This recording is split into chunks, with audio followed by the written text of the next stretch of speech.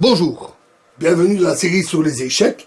Nous revenons à la partie italienne où nous allons voir une variante. Donc E4, E5, cheval F3, cheval C6, fou C4, fou C5, caractérise la partie italienne. Et ici, au lieu de jouer des 3 pour protéger les pièces, ce qui peut se faire mais qui n'est pas une obligation tout de suite puisqu'elles ne sont pas menacées, c'est jouer C3 qui menace de jouer des 4 et d'attaquer le centre. Alors cette attaque est assez agressive parce qu'elle attaquerait des 4 attaquerait le pion et le fou avec le défaut que ça doit se jouer en 2 coups, donc avec une perte de temps. Alors cheval F6 et alors D4 et on voit que là c'est ennuyant, on attaque le fou et le pion, donc et prend D4 et donc cheval prend D4. On fait un échange de pions, ce qui est évidemment neutre, et ici le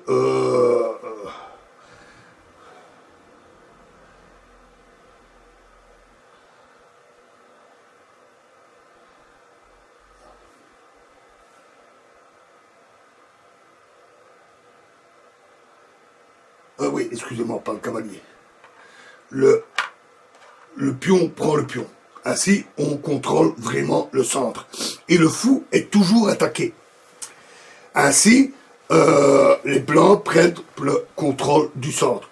Le fou est attaqué, il ne peut pas simplement reprendre, parce qu'alors il serait pris par le cavalier reprend, mais la dame reprend. Et au tout, les blancs ont gagné une pièce. Donc, fou B4, échec, ce qui permet d'évacuer le fou avec en plus un gain de temps. Et alors, c'est le seul coup vraiment satisfaisant. C'est le cheval, l'expérience a montré que c'était le seul coup vraiment satisfaisant. C'est le cheval C3 pour bloquer cet échec du fou.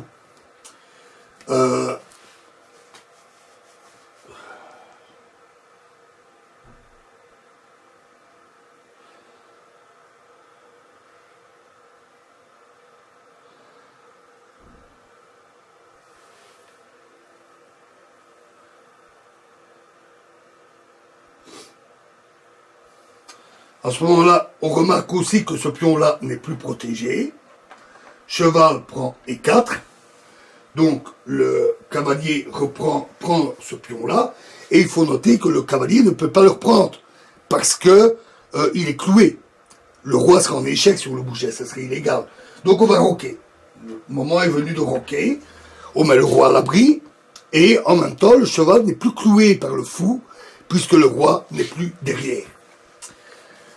Alors, évidemment, ici, le roi menace de reprendre, donc on prend fou prend C3. Et alors ici, attention, il faut surtout pas jouer B prend C3, qui serait une lourde erreur. Après la prise par le cavalier, la menace de la dame, la position des blancs serait assez désastreuse. Donc, le bon coup, alors, est D5. Qui attaque le cavalier qui est ici. Et le bon coup, un très bon coup alors, est fou F6. Alors c'est pas flagrant du tout, mais c'est vraiment le bon coup. On ne peut plus reprendre ainsi le fou. On joue tour E1, ce qui me attaque le cavalier qui est à nouveau cloué. Lui aussi est cloué, parce que sinon son roi serait en échec. Et à ce moment-là, on joue cheval E7, ce qui a l'avantage que le cavalier n'est plus attaqué et en même temps décloue ce cavalier.